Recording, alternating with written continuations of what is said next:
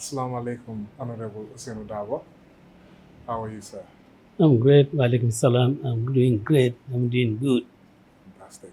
First of all, I want to thank you for this amazing opportunity that you've afforded me to have an interview with you. I'm a journalist in the Gambia here, working with Askanwi Media, and I've been working on the media for quite a while. And I've obviously been reporting on politics and news, but this is the first opportunity for me to have a sit down with you to discuss.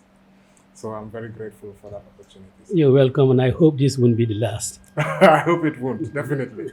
May we have many more of them to come. Regarding a recently issued statement from the UDP about the country's growing public debt. I'm a finance reporter, so I'm always interested whenever you're talking about our debt in the country and that it is growing. Last year, when we checked, we were up to 135.7 billion by the second quarter of 2025, sir. If elected, what concrete steps would a UDP government take within its first 5 years to reduce the debt burden while still meeting development needs? Thank you. I suppose this is a very important question, very consequential question for us, having regard to the state of our economy, having regard to the strength of our currency, and of course, having regard also to the fact that development is an ongoing process, and there may not be readily available resources locally to be utilized to meet your developmental objectives. But nonetheless, there must be responsible steps taken to ensure that the debts that is hanging on us is properly managed, is responsibly managed, so that the negative impact of our debt burden does not reflect on our developmental programs. Of course, 2016 is the election year, and by December of 2016, the Barrow administration would have presented the budget for 2017 to the National Assembly.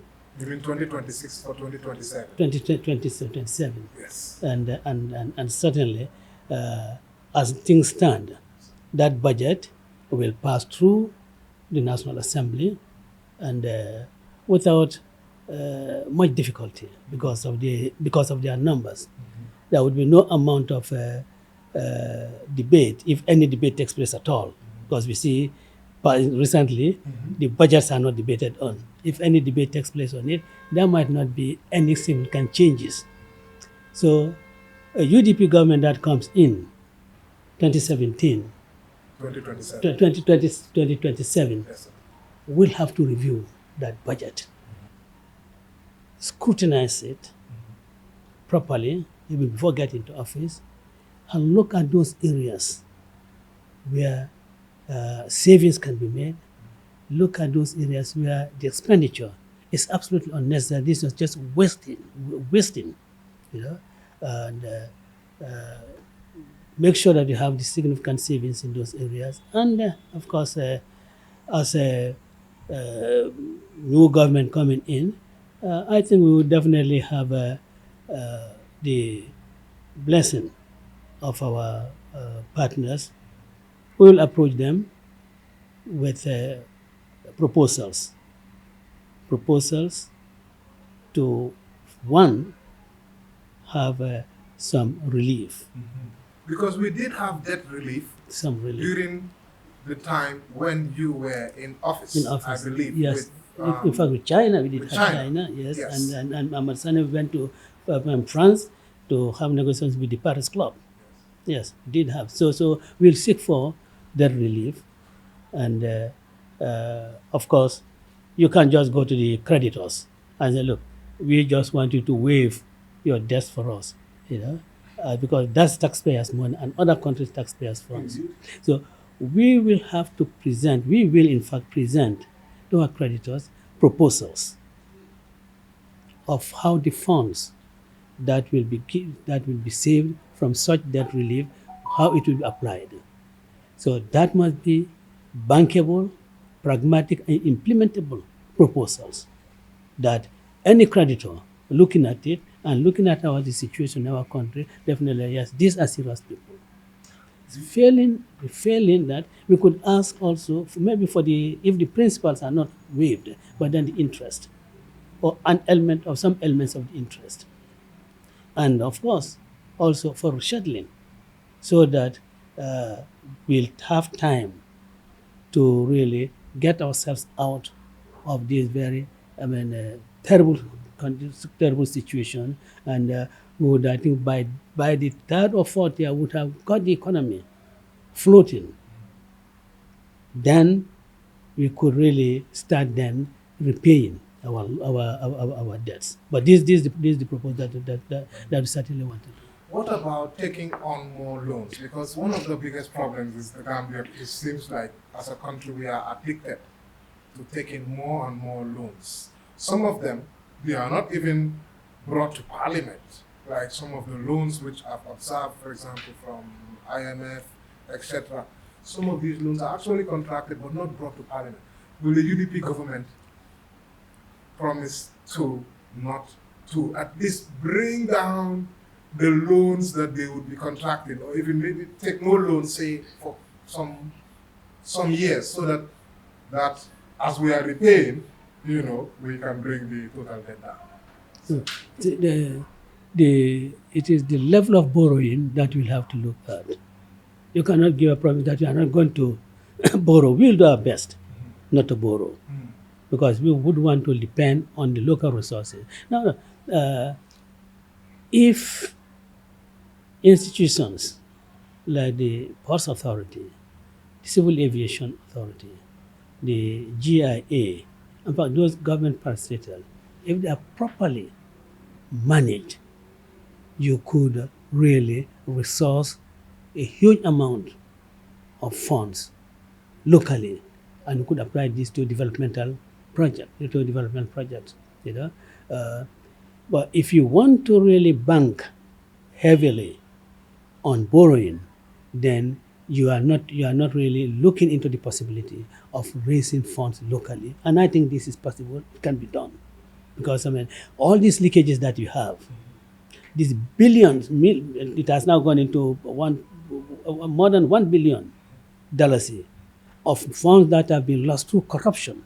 Can you imagine? In fact, today I hear the President's Office, Auditor General, querying President's about $42 million. Could you imagine putting all those millions together in one basket, in the basketball? Can you imagine how much that will do for us in our drive for developing this country? But you have to find that cankerworm, corruption. And you have the corruption because the so much wastage that goes on. Those who are entrusted with the responsibility of running the affairs of this country, they do not care. They do not care. So, tackling corruption would also go along with discipline, fiscal discipline in managing resources of this country. Thank you very much for those responses. And of course, like I observed that during your time in office, we did have debt relief, and I don't think we've had since that then. No. Right. So I will go on to a very important issue, which is given the recent rise in debts linked to irregular migration, this Backway, do you see a direct, because there's a discourse here, do you believe that there's a direct link between unemployment and irregular migration? Because I have a follow-up question to that. Do you believe there's a link, yes, sir, between migration, yes, and unemployment and underemployment. Mm-hmm. And underemployment. Both of them. Okay. Both of them are causes for this migration. If you find people you employed, what is your salary, your monthly earnings? $6,000 is. And what are your expenditures? 10, 20. 10, 20 times more than $6,000 is. So it's as good as being unemployed. And this really is a push-up factor that urges our young men and women now, together with their families, with their young families, to take the risk of going to Europe, in an irregular way. I mean, really, for all African countries, including the Gambia, migration should be a matter of option, not a necessity. But now, you find it as a necessity that you have to go out, even if you would be camped for months, and of course the few euros that are given to you, maybe if you're given 5 euros, you are managed to send 10 euros. You are married to send 2 euros to your family. You are getting what? 1 euro is about $1,000, more than $1,000. So you're giving them $2,000, $3,000. Well, for them, that may be something that they can hang on. But then there is definitely a direct link between migration and employment. And unfortunately, our main area of employment in this country is suffering and will continue to suffer, because it's the young, able-bodied men who will really work in that industry, and that is agriculture. When you have only women and older men, with all the young workforce away, then our industry, that industry suffers. Important that you've highlighted agriculture, because that might lead into as I said, I have a follow-up question to this, which is, what specific policies would the UDP government introduce to tackle youth unemployment and curb irregular migration in a sustainable way? We've seen this current government has said that they will create 150,000 jobs within 5 years. Since 2022 to 2026 is when it's supposed to end. And I'm a journalist who has been following them for the longest time to tell us how many jobs they've created, but they keep saying that they have not been able to monitor them. How would your government address this so that it's not a repeated promise that is not implemented to address the unemployment issues? Well, in the first place, whatever figure we project as far as the employment ratio is concerned, it will be reasonable figures that are achievable. It's not going to be just political talk. But what's happening is just political talk. That's why they say they cannot get track of it. After all, the Department of Labor must be in a position to know how many people are employed, whether daily or weekly or monthly, by the government of the Gambia. The statistics is very easy to access. Go to the Personal Management Office. And for the parastatal, go to their Human Resources Department. And you will know how many people have been newly recruited into the services, whether central government or parastatals. But because they have not done anything in that direction, that's why they say we have not been able to track it. But to track that is quite easy. So do you believe they can track it? They can track it. They are not willing They're not really. You want to know how many in 2024, how many people were employed into the public service, the central government? PMO will give you the records. You want to know how many people are employed by Gambia Ports Authority? The Human Resources Department will give you. In all these institutions. So it's not true. Because they have failed in their promise. They haven't hit the target. If they have failed in their promise, and I do not think they have really created new jobs. You look at the budget, there is no provision for new jobs. I do not think they have created new jobs.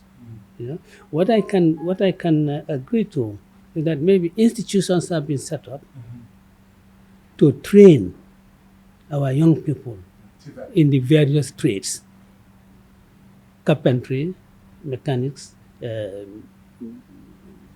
building construction, and so forth. I can agree that has been done.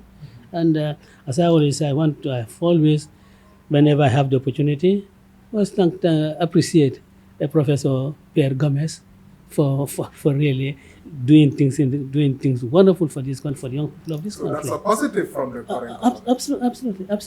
Absolutely. But then, it is not enough to train these people in their trades. If you train mechanics, you don't want to leave them into the world of unemployment, in the wilderness of employment like that. You expect them to be either self-employed or to be employed by other well-organized mechanic workshops. How many of those do we have here? That you have well-organized mechanic workshops where even people can do apprenticeship. How many of them do we have here? Of course, if they have to go out to be self-employed, you have to give them the tools. Because they just don't go out there attending to mechanical problems of a vehicle without, one, diagnosing the problem, and two, having the tools to really work on the vehicle. That would be one way of really creating jobs in this country. Plumbers, train them and give them the material, the equipment to do their plumbing work. Give them seed money.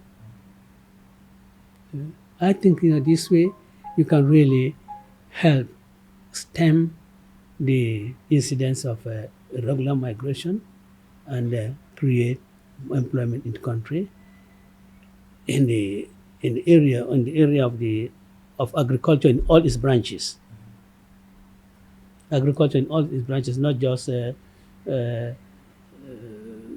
groundnut farming, or coast farming, but in all these branches, you need to also provide the wherewithal for the young men. This cannot be like my grandfather used to do the farming. Mechanized. It has to be mechanized. It has to be mechanized. And not only will you have to be mechanized, if you cannot, which probably will be impossible, to provide a tractor for every community, you can organize them in cooperatives so that they would attend to the needs of community A between the period 1st to 15th of February and move over to another area. In fact, that used to happen with the plowing team with rice fields. The plowing team moves from one community to another, plowing the rice fields of the women. But you can do so for our cash crop, for groundnut. And I don't think we should just confine ourselves to groundnut as a source of income, earning income. We go across the border to buy poultry feed, to buy animal feed. We can produce or grow maize in huge quantities and locally, trade in it locally. From that product, you can have animal feed. You can also have feed for poultry, and you don't have to go to Senegal to buy. Feed for your poultry. You don't have to do it, and you can grow it to an extent that you can even export it. There are certain countries in Africa whose staple food is maize. So you can look at that point of view, and Alhamdulillah, God has blessed the Gambia, flat land, river, properly exploit them. And honestly, we can be economically buoyant. We wouldn't envy or we wouldn't be jealous of those people who have diamonds or who have oil. From our culture, we can really build ourselves to a great nation, not being dependent on others for aid or for loans. Thank you very much for that detailed response. Jobs And once we sort that out, definitely the unemployment issue would be much better. But let's move on to your time in government previously. Um, you previously served as the vice president under President Adam Barrow. Now that you are no longer in office, how would you assess the Barrow administration's performance on transparency, accountability, and good governance? Just to give you some pointers, where do you believe that this government has fallen short? And where has it performed well? Transparency, accountability, and good governance. Well, it has certainly fallen short in transparency and accountability. Good governance, maybe they're trying. But transparency and accountability, certainly. Because it's lack of accountability that all these audit reports are pointing to. Lack of transparency is all that all these audit reports are pointing to. But if you take even governance in its broader context, not just political governance, then the governance is also poor. Because that is economic governance. Seem to be some drawbacks on it. Political governance, there may be some measures that one can appreciate. Yeah. But certainly accountability, no. And indeed, President Barrow has unfortunately told us that he doesn't care about accountability when he dismisses all these reports as being mere opinions.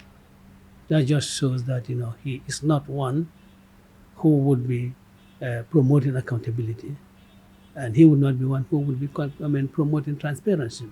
Because where you have all these shortfalls, all these drawbacks, is because there has been no transparency, because there has not been any accountability.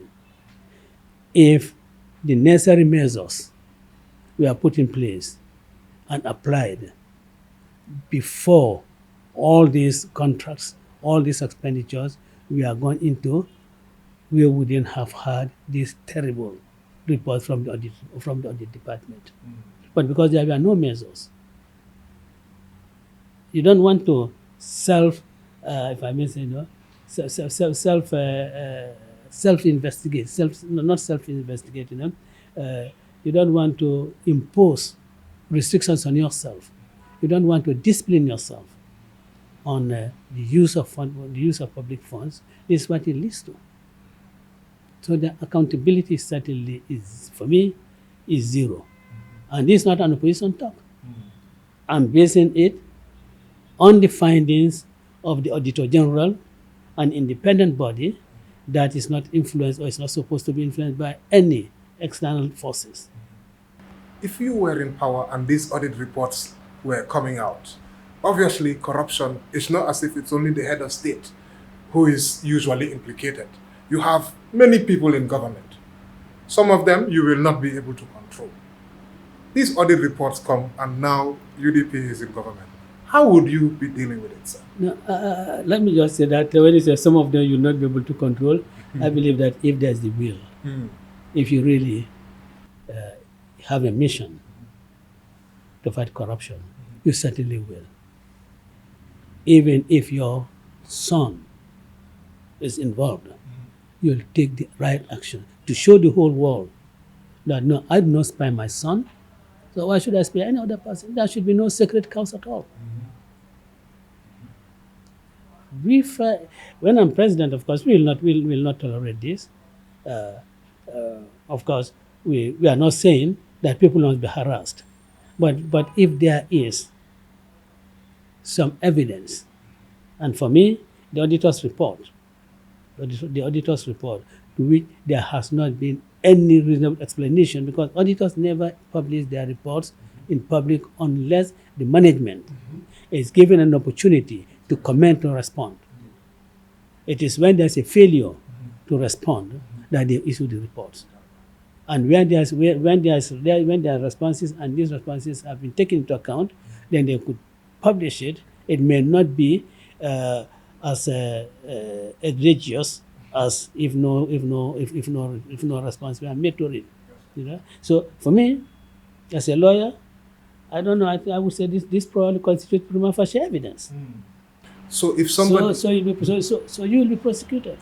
so if somebody is indicted and they are still in office, what would your government do? Would you suspend them pending the outcome of their investigation, or would you allow them, like we currently are in the status quo, is that most of the time they say this is just an audit report, like you said, audit opinion, and they are still working in government.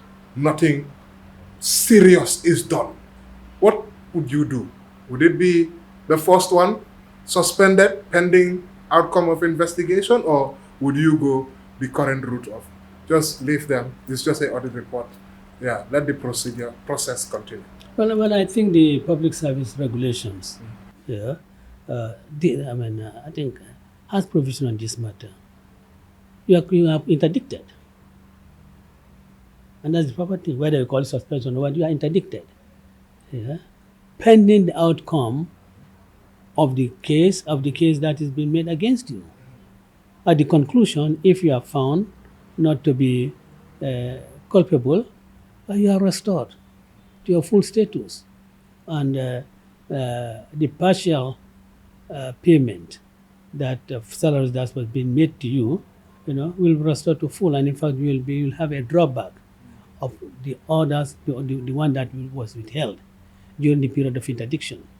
Yeah. If you really have to fight corruption and seriously, you have to take drastic measures, and you have to be prepared to be blamed. You have to be prepared to be told that you are a bad man, you are wicked. Yeah, you have to be prepared to have that. But otherwise, your goal of fighting corruption will be greatly impeded. Thank you very much. One of the questions which I really have to ask you, and it seems like I'm always asking these questions about the diaspora. You were the former Foreign Affairs Minister as well. You've had that portfolio, and you have engaged extensively with Gambians abroad. I even remember while I was in UK, there was once where you came together with the president, and you had an engagement with us. Yeah. Whilst in the UK, this was in the early days, right? That was when we went for the Commonwealth. Yes. Yeah. And you had come together with the current president. In the UDP-led government, what concrete role do you envisage for the Gambian diaspora in national development? In particular, would the UDP government revisit restrictions on dual citizens serving in cabinet, and this issue of diaspora voting ahead of the 2026 presidential elections? My brothers and sisters who I left behind in 2018, I returned back home, right, in November. And I'm here fighting for them.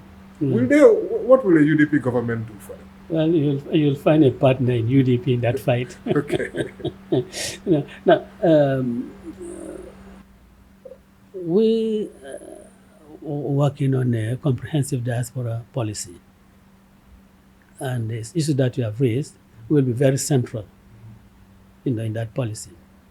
Now, in the first place, I had the privilege, of working with Professor Fall of GK Partners, on this diaspora issue, to the extent that Gambia, the diaspora is declared as the 8th region. Yes, and that was during the time when you did come, and I was there, I received that little handbook. Red book, yes. And certainly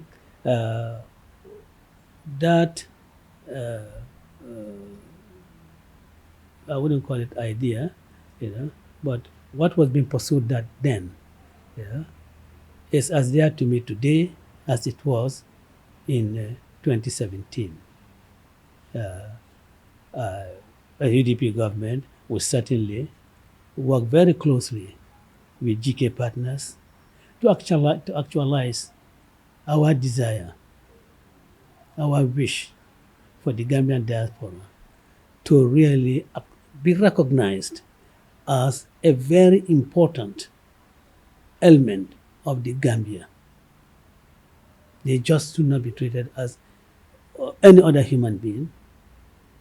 They must be treated as Gambians who have and I'm sure will continue to contribute immensely to the economic development of this country. $872 million US dollars in Not- not- 2025 not- diaspora sent back. Not Larger only than any other international donor partner. Absolutely, donor.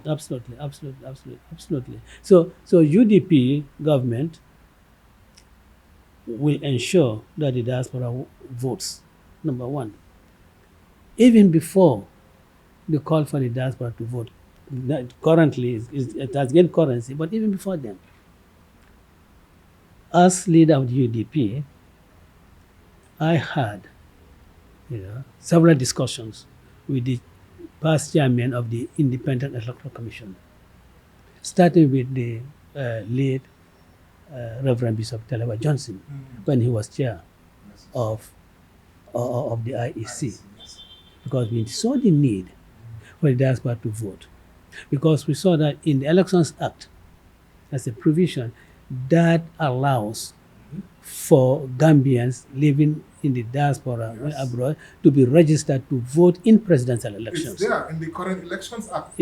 If in the current election, that's right. In Yes. the current, so I do Bishop Telewa Johnson's attention to that, and people with good intentions, sometimes they don't live to see what they visualize for their country, what they envision for their country. Bishop Telewa Johnson was certainly very much, warm to that, and he worked on it.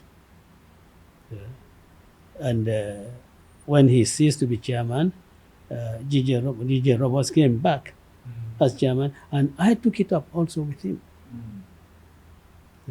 And the issue became, how do you demarcate the boundaries? Which part of the diaspora would you want